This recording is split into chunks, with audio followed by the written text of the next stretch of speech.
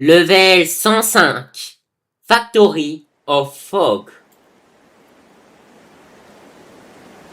Le niveau 105 est le 106e niveau des backrooms. Description. Le niveau 105 est une immense usine enveloppée d'une épaisse couche de brouillard, entourée d'un champ herbeux. Le niveau est dans un état de nuit perpétuelle, avec la lune dans le ciel en permanence. De plus, une légère brume se produit constamment sur tout le niveau, et il y a un vent modéré, avec des températures atteignant parfois jusqu'à 15 degrés Celsius. Le champ ne semble pas posséder des propriétés particulièrement étranges, si ce n'est que les brins d'herbe semblent tous d'un noir profond. À l'intérieur de l'usine se trouvent de nombreuses machines, telles que des tapis roulants, des concacteuses, des fours et des moules, bien qu'aucune ne soit encore opérationnelle. Une cantine d'usine et une salle de repos pour les employés sont également présents, ce qui sera expliqué en détail ci-dessous. Ce niveau fait environ 5 km sur 7 km, les bords de ce niveau s'effondrant simplement dans ce qui semble être un vide.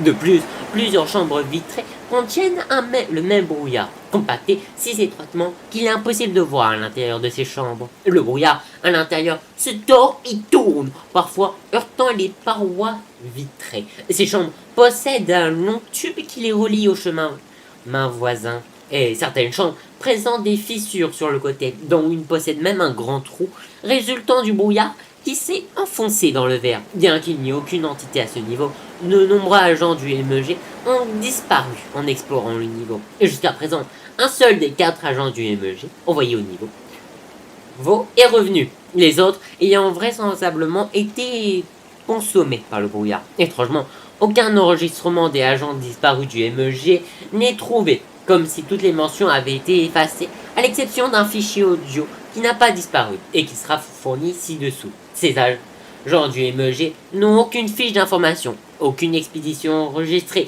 et aucun des agents existants n'en a le souvenir, bien que certains membres de leur famille s'en souviennent de leur existence, ce qui est la seule raison pour laquelle le MEG a inclus cette section. Cela peut signifier que ceux qui avaient des amis et qui ont atteint ce niveau n'en ont aucun souvenir. De plus, l'agent revenu sain et sauf affirme que la moitié de leur expédition, le brouillard était absent du niveau, ce qui signifie qu'il n'est présent qu'à intervalles réguliers. De ce fait, traverser le niveau pendant de longues périodes est difficile et déconseillé, car les intervalles entre le brouillard et la disparition est encore inconnu. Zone spéciale. Cantine d'usine. La cantine d'usine est une pièce de 100 mètres sur 50, avec des bancs et des tables répartis uniformément dans toute la pièce, et un plan de service à l'arrière de la salle.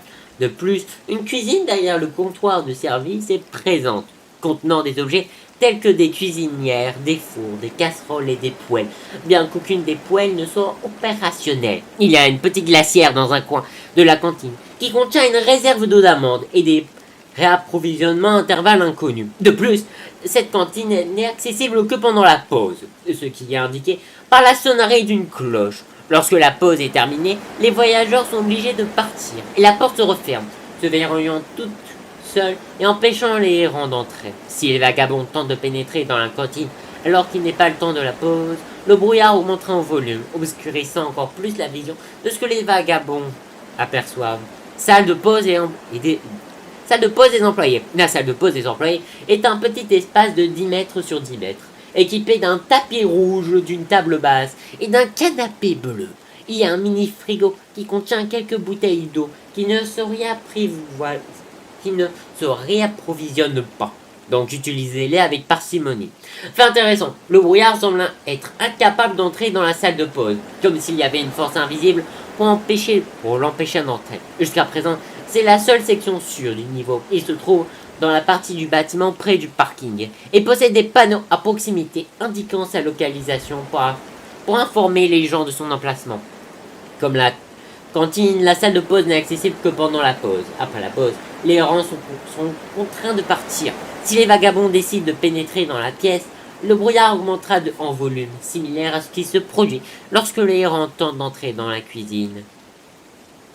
Les cages. À l'extérieur de l'usine, des cages environ 3 mètres de haut sont présentes et semblent accueillir confortablement 5 personnes. Les cages ont des barreaux métalliques. Cependant, toutes semblent avoir été détruites et les barreaux métalliques sont déformés et même cassés en deux à plusieurs endroits. On pense que ce niveau a été utilisé pour une sorte de test. L'expérience a mal tourné, ce qui a conduit les sujets à s'échapper.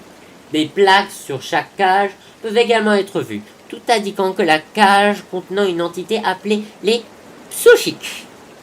Bien qu'on ignore ce que cette entité pourrait bien être en raison du manque d'informations. Journal audio.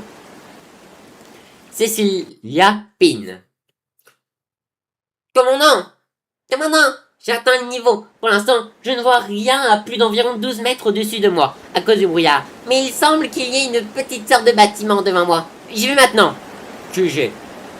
Bien reçu. Faites attention. Le dernier agent que nous avons envoyé n'est pas revenu. Donc il y a une présence suspecte d'entité, d'où la création d'une lune de Tokiwoki. Cecilia Pin.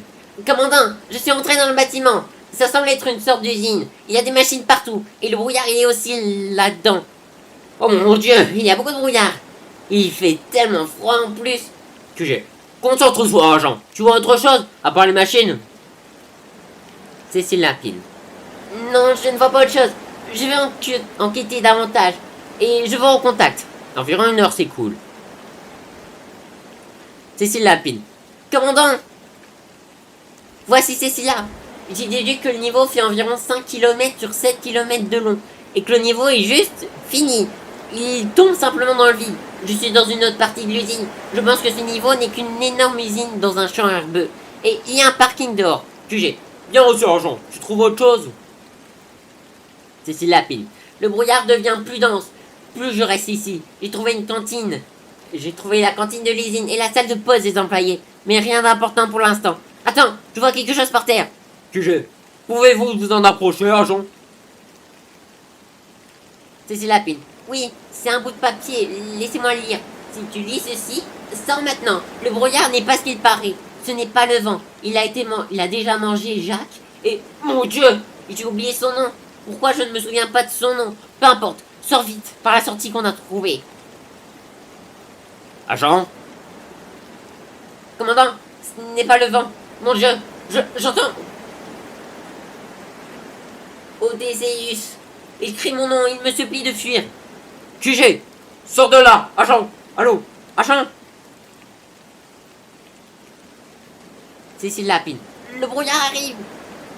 Seul le vent et la pluie sont entendus pendant plus de 3 heures avant que la communication ne soit coupée du côté de Cécile Lapine. Entité. Jusqu'à présent, aucune entité n'a été repérée, mais il est théorisé que le brouillard à ce niveau pourrait être une entité elle-même, bien qu'il n'existe aucune réponse possible sur la raison de laquelle, pourquoi, toute mémoire d'une personne est effacée lorsqu'elle est consumée par le brouillard. De plus, certains vagabonds survivants ont affirmé avoir vu des visages humains dans le brouillard, bien que cela ne soit pas confirmé. Colonie, base et avant-poste. En raison de la nature de ce niveau, aucune base et avant-poste ne peut être établie. Entrée et sortie. Entrée.